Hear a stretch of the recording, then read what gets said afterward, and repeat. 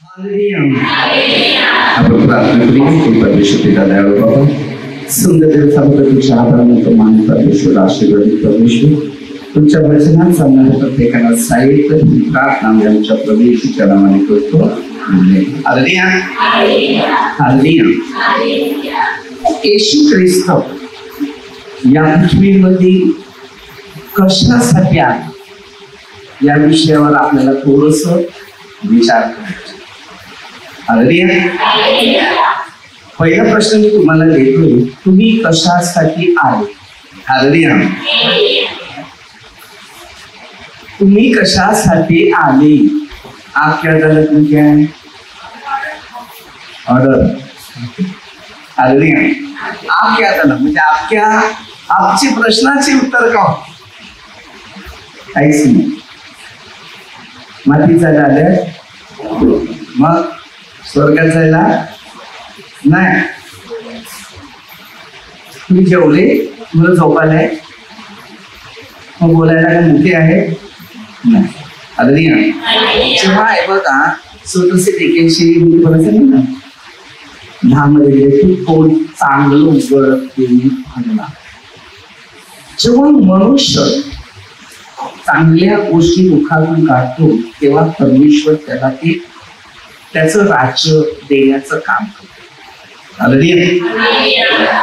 तर प्रभू येशू ख्रिस्त या जगाच्या लोकांसाठी आले. तर योहानमध्ये 1 अध्याय 29 वचनामध्ये पहिलं वाचूया. योहान 1 अध्याय वचन 29. दुसऱ्या दिवशी येशूला आपल्याकडे येताना पाहून तो म्हणाला, हा पहा जगाचे पापे हरण करणारा देवाचा कोकरा. पृथ्वीमध्ये देवाचा कोकरा म्हणून येशू कोण आलेला होता? देवाचा मुलगा. हालेलुया. आता प्रभू येशू देवाचा मुलगा, मग तुम्ही कोणाची मुलं? तुम्ही कशासाठी आल्या? माहिती? अरे जोरात तरी बोलायचा, घाबरू नका. चुकलं तरी चालेल, तर तुम्ही माणूस आहे, मी पण माणूस. तो बोलतो चुकत नाही तो परिपूर्ण होत नाही. बरोबर. हालेलुया. आता एक उदाहरण मी तुम्हाला सांगतो. योहान 1:12. जी विश्वास या देवाच्या वचनावर चालणाऱ्या, त्याच्या वचनाचं पालन करणाऱ्या अशांना देव म्हणतो देवाची मुलं. काय सांगितलेलं आहे? त्यांना देवाची. हालेलुया. देवाची इच्छा होती की मी देवाचं काम करा. देवाची इच्छा होती तुमच्याविषयी की तुम्ही देवाचं काहीतरी काम करा. हालेलुया. परमेश्वराची इच्छा होती की या जगात माझ्या पुत्राने काहीतरी कार्य करावं. हालेलुया.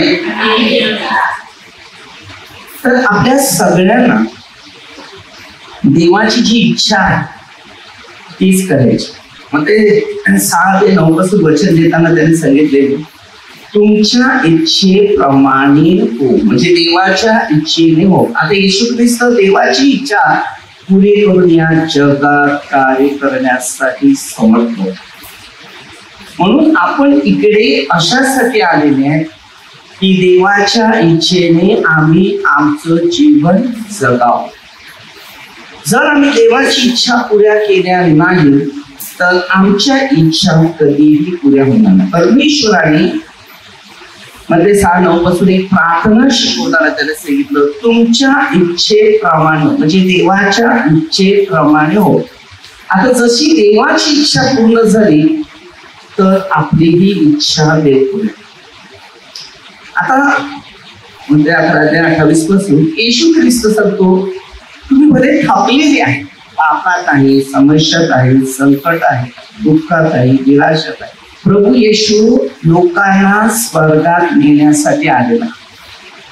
आणि जे लोक प्रभूच्या मार्गात किंवा प्रभूच्या शिक्षणात प्रभूच्या नियमात चालतात ते लोक सुद्धा स्वर्गातच नेण्यासाठी तुम्हाला शिकवण देतात. तर आपल्या सगळ्यांना स्वर्गाची गरज आहे. आपण सगळे स्वर्गात गेलंच पाहिजे. तेव्हा 14:2 त्यांनी जागा ह्यासाठी घेऊन ठेवलेली होती की आम्ही स्वर्गात जावे, स्वर्गात राहावे, स्वर्गात राहून स्वर्गाच्या इच्छेप्रमाणे आपल्या हर एक जीवनामध्ये परमेश्वराच्या वचनानुसार आपण आपलं जीवन चालवावं. आता तुम्ही विचार करा, देवाच्या इच्छेनुसार जर आपलं जीवन चाललेलं नाही तर देवाचा जो आशीर्वाद आहे तो आपल्या जवळ येत नाही. तुम्हाला कोणाची इच्छा पुरी करायची? देवाची इच्छा करायची, स्वतःची इच्छा पुऱ्या करायच्या का शैतानाची? ही इच्छा माणसामध्ये उत्पन्न होते. एक स्वतःला आपली इच्छा होती, त्याच्यानंतर देवाची इच्छा, बरोबर, एक शैतानाची इच्छा. जेव्हा मनुष्य ते जन्माला येतो तेव्हा संपूर्ण देवाची इच्छा.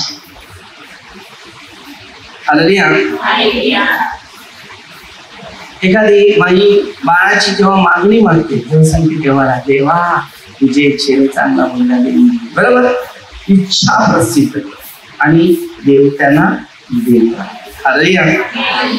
तशा प्रकारे देवाच्या इच्छेने झाल्यानंतर देवाच्याच इच्छेने चालावं. पण आपण तसं करत नाही. थोडे मोठे झाले की आपली इच्छा पुन्हा प्रसिद्ध. आता आपल्याला बघा, आजार येतात, बरोबर, रोग येतात, समस्या येतात, संकट येतात, दुःख येतात, निराशा येतात. त्याला कारण काय? आपली पाप. दुसरं काय? देवाची इच्छा. या दोन प्रकारच्या गोष्टीप्रमाणे आम्ही स्वतः आमचं भविष्य आम्ही म्हणून कधी कधी आपल्याला देवाची इच्छा काय असते ती समजत नाही. फक्त आपली इच्छा काय ती आपल्याला समजते. मग कधी कधी देव जर आपल्यामध्ये नसेल ना, आपण शैतानाला जोडीला घेतलं असेल तर आपण देवाविरुद्ध जातो, पाप करतो, नफरत करतो, निंदा करतो, द्वेष करतो, देवा विरुद्ध जातो, देवाचे नियम पाळत नाही, देवाने शिकवलेल्या गोष्टीकडे लक्ष देत नाही आणि त्यामुळे आपल्या स्वतःला समाधान मिळू शकतो. मी असंच प्रार्थना करत होतो तेव्हा त्या प्रार्थनेमध्ये प्रभूने एक मला मार्ग दाखवला. जसं 14:6 प्रमाणे की 99% लोक पाप करत असतात आणि पाप करत आहे या हेतूने दुःख भोगतात. आजारी आहे, समस्या आहे, संकटात आहे, निराशात आहे, आपत्तीमध्ये. तर तिकडे मी तुम्हाला एक सल्ला देत असतो.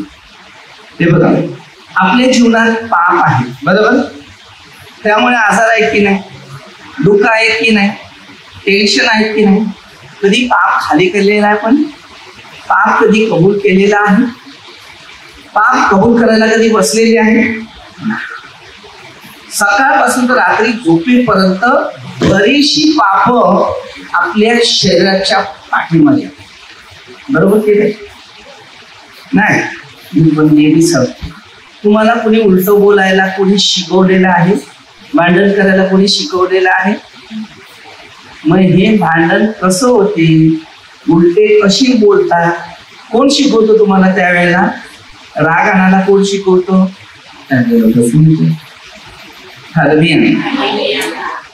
कुठल्या शास्त्रात असं लिहिलेलं आहे? राग करत राहा, भांडण करत राहा, मारामारी करीत राहा, नफरत करीत राहा, द्वेष करत राहा. फक्त या पवित्र शास्त्रामध्ये असं लिहिलेलं आहे की भांडण करायचं नाही, बरोबर. इफिसी मध्ये 4:25 ते 26 वचन घ्या. इफिसी 4:25 म्हणून लबाडी सोडून देऊन तुम्ही प्रत्येक जण आपापल्या शेजाऱ्याबरोबर खरे बोला. असं ते लबाडी सोडा आणि आपल्या शेजाऱ्याशी खरं बोला. आता देवाने ते शिकवलं, कारण देवाला माहिती होतं योहान 8:44 तो खोटं बोलतो, तो स्वतःच बोलतो. म्हणजे आपण जेव्हा कोरिन्थीकरास 2:12 शैतान आपल्यामध्ये जेव्हा कार्य करतो ना, तेव्हा तो त्याची दिशा देतो, मग तो आपल्याला शिकवतो त्याचं काम. हालेलुया. आणि परमेश्वर जेव्हा आपल्या बरोबर असतो तेव्हा आपल्याला शिकवतो पाप नाही करायचं, खोटं नाही बोलायचं, चोरी नाही करायचं. हालेलुया. मग ते 4:17 काय दिलेले, आपल्या प्रत्येकानं शिकायचं. तेव्हापासून येशू घोषणा करून सांगायला लागला की पश्चाताप करा, कारण स्वर्गाचे राज्य जवळ आले आहे. आता प्रभू येशू हे गोष्टी का सांगत होता? कारण त्यांना माहिती आहे की शैतान जेव्हा आपल्या पाठीमागे येतो, बरोबर, तेव्हा तो शैतान आपल्याला फसविण्याचं काम करतोय. हालेलुया. आता जर शैतान जोडीला नाहीये तर येशू जोडीला असतो, आणि येशू जोडीला असला तर चांगल्या गोष्टी शिकवायला सुरुवात होते, हर गोष्टी शिकायची असतात. मनुष्य हा जो आहे एक मधल्या भागाचा, आणि ह्यानी विचार करायचा आहे की मला कुठे जायचं, चांगल्या जागेवर जायचंय का वाईट जागेवर जायचं, हा अधिकार माणसाच्या हातात दिलेला आहे. पापामुळे दुःख भोगायचंय का पुण्यामुळे सुख भोगायचं. आता योहानाचा तो खोटं बोलणार आहे, तो खोटंच बोलतो. पण आपण तुम्ही विचार करा, जर आपल्यामध्ये एक बाप, बरोबर, स्वर्गीय, बरोबर, मग ते सांगापासून आमच्या स्वर्गीय बाप, बरोबर, मग ते 22 मध्ये बोलले स्वर्गीय बाप ना, बोलणारे तुमच्या घरी परमेश्वराचा बाप. आता हा एक बाप स्वर्गीय, एक बाप शैतान आहे. जर शैतान आपल्या शरीरात राहील, खोटं बोलायला लावेल, चोरी करायला लावेल, भांडण करायला लावेल, नफरत करायला लावेल, द्वेष करायला लावेल, सेवा करायला लावेल, काही ना काही करू. बघा त्याने कसं रागावा पण पाप करीत करा. दुसऱ्या बघा 12:7. आता त्याने सगळे ठोशे मारतात दुसऱ्या पत्रात 12:7. पण पहिल्या पत्रामध्ये 12:7 पासून एकेकाला आत्म्याचं दान दिलं. हालेलुया. म्हणजे बायबलचे काही मुद्दे असे दिलेले आहेत की तुम्हाला न मला त्याच्यावर लक्ष केंद्रित करायचं. जसं तुम्ही देवाच्या वचनात राहतील, शिक्षणात राहतील, नियमात राहतील, तसं देव तुम्हाला मदत करेल. शैतानाच्या शिक्षणाप्रमाणे चालेल. शैतान तुम्हाला संकटात, आपत्ती, दुःखात, निराशात तुम्हाला नेईल. हालेलुया. कारण मनुष्य, आता तुम्हाकडे समजा हातामध्ये 5 किलो सोनं दिले, 2 तास उचलून ठेवतील का? बोलतच नाही. हालेलुया. जेव्हा तुम्ही बोलतील ना तेव्हा तुमचे फायदे होईल. तुम्ही बोलणं बंद झालं ना तो येईल. कोण? खाली बसलेलं तर शैतान असं डुलक्या मारे, अनेक चित्र दिसायला मिळेल तुम्हाला, काहीच बोलू शकत नाही. हालेलुया. आणि ज्या वेळेला देवाविषयावर मनचिंतन करत राहतो ना, तेव्हा तो मनुष्य एकदम फ्रेश असतो, म्हणजे एकदम चिंतातून मुक्त होतो. मी 3 प्रकारचे अनुभव घेतले की चांगलं केल्यावर काय फायदा होतो, वाईट केल्यावर काय परिणाम होते. एकाच माणसाच्या हातात आहे. आपल्याला स्वतःला शिकायचं आहे काय करायचं, चांगलं का वाईट, आपण स्वतः करायचं. मग ते 12:36. आपल्या कर्माची फळं आपल्यालाच भोगायची. पण आम्हाला ते कठीण वाटते. आता तुम्ही पाप नाही काढलं तर तुमच्या जीवनात चमत्कार होतील का, अद्भुत गोष्टी येतील का, सामर्थ्य येईल का, ज्ञान येईल का, दान येईल का? देवाकडे ज्ञान चांगलं असतं, शैतानाकडे ज्ञान आहे पण ते वाईट असतं. एक ते लीला करणार, एक ते भडकवणार. प्रकटीकरण 12:12 तुम्हाला माहिती आहे, प्रकटीकरण 13 ते तुम्हाला माहिती की त्याच्यामध्ये स्पष्ट भाषांतर दिलेलं आहे. आणि याद्वारे माणसाची मानसिक परिस्थिती म्हणजे शिकताना काय शिकणार, देवाने मार्ग दिलेले ते शिकायचं. आम्ही मार्ग शिकत नाही तर देवाजवळ जाणार कसे? शिकल्यापासून मार्ग आहेत का? नाही. प्रेषितांच्या कृत्यामध्ये 8:26 एका षडकुशीच्या गोष्टी शिकल्या. फिलिपाला सांगितल्याप्रमाणे अगदी. मग फिलिपाने त्याला विचारलं, तू मार्ग दाखवण्यास आम्हाला कसं? हे जीवन हे धार्मिकता आहे ना, ते धार्मिकता जीवन असं आहे जेवढं तुमच्या शरीरात देवाचं वचन बसलेलं आहे तेवढं शरीरात तुम्ही समाधान आणि शांती. तेव्हा 14:27 येशूचे शिष्य होते, त्यांना शांती नव्हती. प्रभू येशू त्यांच्यावर आला, त्याला विचारते तुम्हाला शांत असू तर शांती कशी येणार? अगदी आहे. जगात जाऊन शांती विचार करतो की जगात मध्ये मला शांती मिळेल का? पण त्याला कोणत्या वस्तूमध्ये शांती नाही, पैशामध्ये शांती नाही, खाण्यात शांती नाही, वस्तू शांती नाही, कुठल्याच गोष्टी. जी शांती आहे ती प्रभू येशूच्या एका नावामध्ये. कारण त्याचा आता प्रभूजवळ शांती कुठून आली मला सांगा? त्याला कोणत्या गोष्टीचा मोह नव्हता आणि कोणत्या गोष्टीची आवड नव्हती. आपण सगळे काय माहितीये का, या सगळ्या गोष्टीचे माणसाला मोह आहे. आणि मोह असल्यामुळे तो मनुष्य कुठेतरी कमजोर. मोहाने माणसाला कमजोर बनवतो. आणि लोक आहेत आजच्या काळामध्ये लोकांना खोटं कसं करावं, खोटं कसं बोलावं, खोटं करून खायचं कसं, की समाजामध्ये अनेक प्रकारच्या जीवनामध्ये लोकांमध्ये ती पडतात. एक शैतानिक आत्मा असतो, त्या आत्म्याने त्या माणसाला कमजोर बनवलं जात असत. मनुष्य जेव्हा चांगलं करतो बघा त्याला चांगल्या गोष्टी भेटतात, आणि जो मनुष्य वाईट करतो त्याला त्या वाईटाचं परिणाम भोगावं. आम्ही गरीब कशाला होतात माहिती? आम्ही कधी आमच्या कमाईचा जो हिस्सा असतो देवाचा तो कधी पूर्ण देत नाही. तो देत नाही म्हणून देव सांगतो तुला पण मी देत नाही. तर तू गरीबाचं खातो तर तुलाच मी गरीब करतो. म्हणून बरेच लोक गरिबी का? आजच्या काळात नोकऱ्या नाही मिळत, आजच्या लोकांना कामधंदा नाही मिळत, बऱ्याच लोकांची हालत खराब आहे. त्याला कारण तेच आहे, गरिबी नाही आहे. आम्ही श्रीमंत लोक आहोत पण आम्ही देवाचं कर भरल्या नाही मुळे आम्ही गरीब आहे. जो दान धर्म करतो, देवाच्या वचनात राहतो, पश्चातापात राहतो, पापांची कबुली करतो, मन फ्री ठेवतो, देवाच्या नियमाचं पालन करतो, तो मनुष्य आत्म्याने आणि शरीराने तो श्रीमंत असतो. हर एक लोक बोलतात मी गरीब आहे, ब्रदर धंदा नाही, ब्रदर हे नाही. मी तुम्हाला बोललं का कसं हे ब्रदर पैसे मागतो, पण मला माहितीये काय गरीब आहे. मनुष्य गरीब नाही. बघा पहिल्या प्रथम उत्पत्ती 3 अध्यायाचा अनुभव घ्या. आदामाला परमेश्वराने सांगितलं सगळ्या झाडाची फळ खा, मधल्या झाडाचं फळ खाऊ नका. त्यांनी नियम मोडले. त्याला कष्टमय जीवन लागलं की नाही लागलं?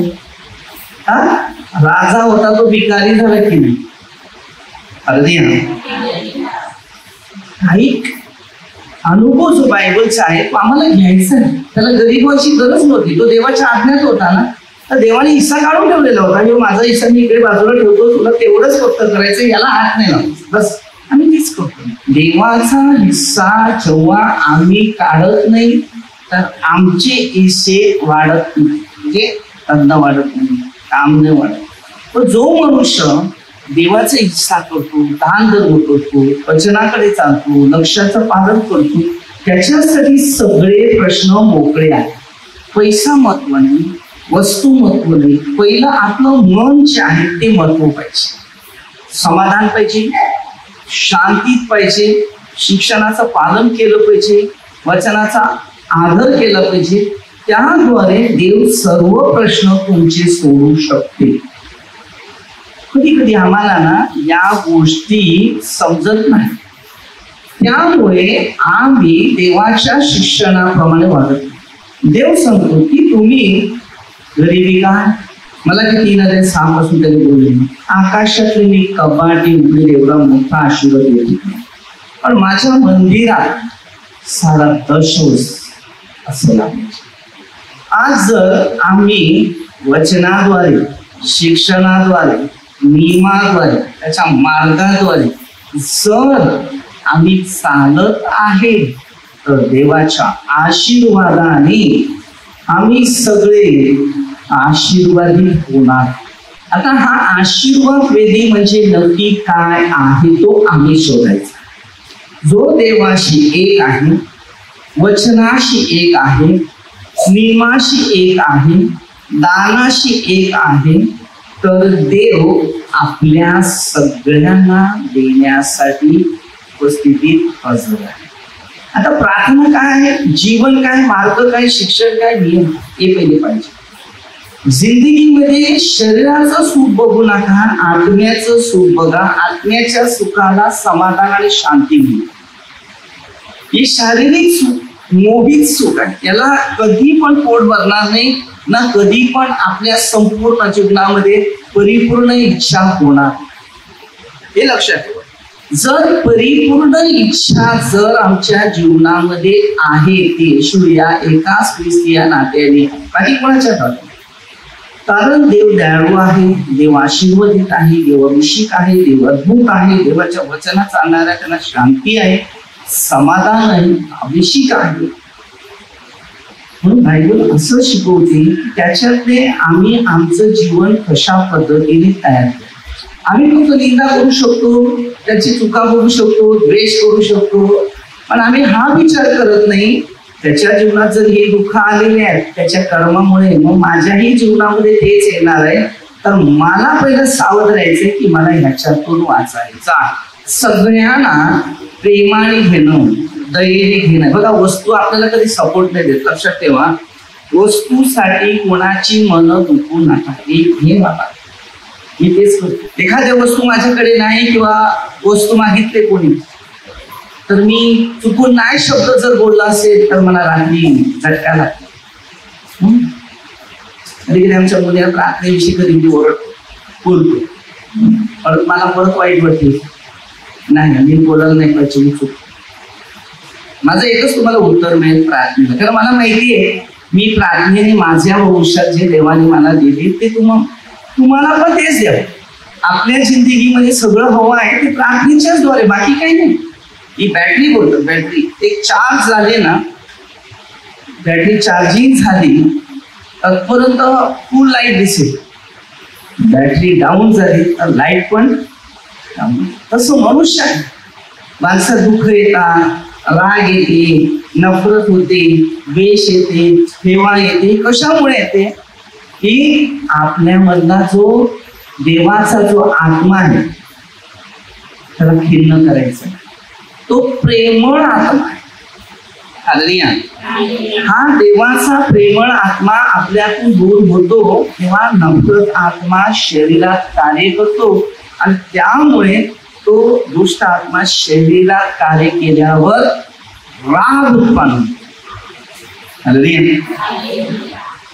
आज आपण अनेक लोक अनुभवी देऊ शकतात किंवा अनेक लोकांना आपण मार्गाद्वारे शिकू शकतो. आम्ही शिकल्या तेच शिकवतो लोकांना. आता मी शिकलो म्हणून तुम्हाला शिकवेल ना. मला ओळख झाली देवाची, मी पण तुमच्यासारखा होता, मी पण पापमय जीवन जगत होता. हालेलुया. एकदा मी एका ठिकाणी काम करत होतो, मला माहिती नाही, त्याला 7 ते 15 मी काय करतो मलाच कळत नाही. तर माझी छोटा होता, 14-15 वर्षाचा, तर मला तिकडे काम करत असताना सांगतो तू खोटंच बोलतो, मी कोणाशी बोलतच नाही, मला बोलायची आवडच नव्हती. तर मला सांगतो तू खोटंच बोलतो. मला खूप सतावत होते, भरपूर सतावायचं काम करतो, तर मी चूप राहायचो. नाही दिवस माझ्या डोक्याचे केसच टाकले, मी गपचूप राहिले. त्यावेळेला माझा उपवास होता. हल्ली शांत राहिले. पण देवाने त्याला सकाळी मला बोलवलं क्षमामध्ये, कारण माझं तो मस्करी करायला गेला असं नाही, म्हणजे चेष्टामध्येच ते काम केलं. आपण कसं मस्करी करतात, पण मस्करी कधी कधी मागत पडते ना, आणि तर त्याला ते खूप वाईट, रात्री झोपून नाही गेली. तिथे मी त्यावेळेला उपवास करत होता आणि चुकून गेले. मला वाईट वाटलं, म्हणून मी नेहमी लोकांना सांगतो, कोणाचं मन दुखेल असं काय करू, मन दुखेल असं कधीच नाही करायचं. आजही जेव्हा एक वेळ येते ना, तेव्हा तुमची मनं दुखवल्यावर तुम्हाला पण तेच. येशू ख्रिस्त असाच होता, कोणाची मनं नव्हता दुखव. त्याचं प्रेम एवढं दयाळू होतं की विचार करू शकतो. एकदम दयाळू होतं. सगळ्यांच्या दुःखाला तो धावत जाईल. विचार केला, आपण जर आत्मा करतो, आपलं पण तसंच असतं. एखाद्या व्यक्तीकडे एका परिस्थिती अशी आहे, पण माझ्याकडे नाही, मी काय करू याला. देवाचं वचन असं मागते त्याला द्या, मी देण्याचं प्रभू येशूचे मागते त्यांना. आपलं काहीच दुःखी आहे, समस्यात आहे, संकटात आहे, टेन्शनात आहे, मानसिक तणावात आहे, अशा हर एक व्यक्तीला आदर्श आणि आधार. खोटं करणाऱ्या लोकांची दिशा बदलते, नशा बदलते. एखाद्या व्यक्तीला खोटंच करायचं आहे, तो पहिला प्रश्न काय करतो, याचं खोटं करून त्याचा घात किंवा याचा नाश. 3 गोष्टी लक्षात ठेवा. कोणाचं वाईट करायचं, देवावरचा विश्वास कमी कधी करायचा, सैतानाच्या कोणत्याच गोष्टीकडे होकार द्यायचं, आणि त्याला तुम्ही होकार दिला तर तुम्हाला ठोकर लागणार. आपल्याला फसवणारे, आपल्याला मोहात पाडणारे, आपल्याला देवापासून दूर करणारे अनेक लोक तुमच्या समोर आहेत. माणसामध्येच देव आहे, माणसामध्येच शैतान. हे 2 गोष्टी आपण स्वतः चॉईस करायच्या.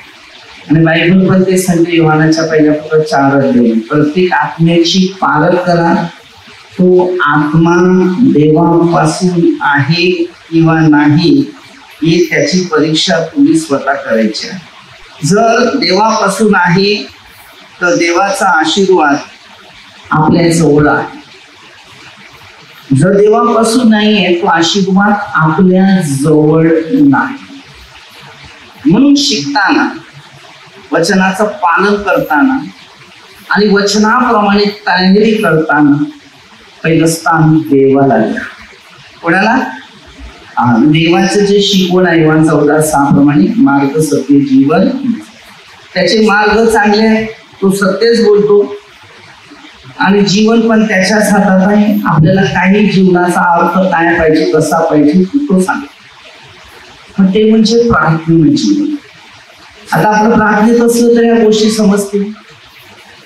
प्रत्येकाला ह्या गोष्टी मिळतात, तुम्हाला मिळते, मला मिळते. जेव्हा मी त्या प्रार्थनेच्या नियमात चालायला सुरुवात होती तेव्हा देवाशी तुमचं पहिलं एक नातं राहिलं पाहिजे. योहान 15:4-7. स्वतः रात्री झोपताना आत्मपरीक्षण केलं पाहिजे. 4:4. त्याच्यानंतर 1:2. कोणाशी संगत असताना कोणाबरोबर राहायचं, कोणाबरोबर राहायचं नाही, कोणाबरोबर नाही, त्याचा विचार पहिला आपण करायचा. नसेल तर आपलं जीवन आहे हे कमजोर रीतीने पडलं जाईल. प्रत्येक माणसाची विचारधारा आहे ती भटकते असतात, पण त्याला भटकून देऊ नका, त्याला बांधून ठेवा. देवाविषयी विचार मनात ठेवा. दुसरे विचार चुकीचे ते बाहेर काढा. आणि ते जर बाहेर ठेवले असले तर तेच विचाराने तुम्ही चांगल्या परिस्थितीमध्ये, चांगल्या शिक्षणामध्ये, चांगल्या नियमामध्ये तुमचं भविष्य तुम्हाला मिळेल. तर देवाने काही शिकवले ते मुद्दे नेहमी ठेवायचे. पाप करायचं नाही, खोटं बोलायचं नाही, चोरी करायचं नाही.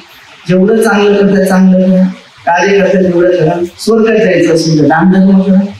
पृथ्वीतच राहायचं असेल तर सगळ्या गोष्टींची इच्छा आपण करा. चुकीच्या रस्त्यात प्रवास करू नका. सुख पाहिजे असेल तर येशूकडे या, दुःख पाहिजे असेल तर या जगाच्या मोहाकडे जा. हे सर्व जीवन तुमच्या हातात तुम्हाला परमेश्वराने दिलेले आहे. चॉईस आपण करायचं. आणि शेवटला म्हणते 12:36 आपल्या कर्माची फळं आपल्या सगळ्यांना भोगायला नाही. म्हणून सावध राहा, प्रभूचे मार्ग असे. तर आपण छोटेसे एक प्रार्थना केली. परमेश्वर त्या दयाळू बाबा सिंधू सावध तुमच्या आम्हाला म्हणतो. महान परमेश्वर, आशीर्वादी परमेश्वर, तुमच्या वचनानुसार चालण्यास प्रत्येकांना सहाय्य कर. ही प्रार्थना प्रभू येशूच्या नावाने करतो. सर्व मंडळ कामगार सर्व आशीर्वाद ही प्रार्थना प्रभूच्या नावाने करतो. हालेलुया.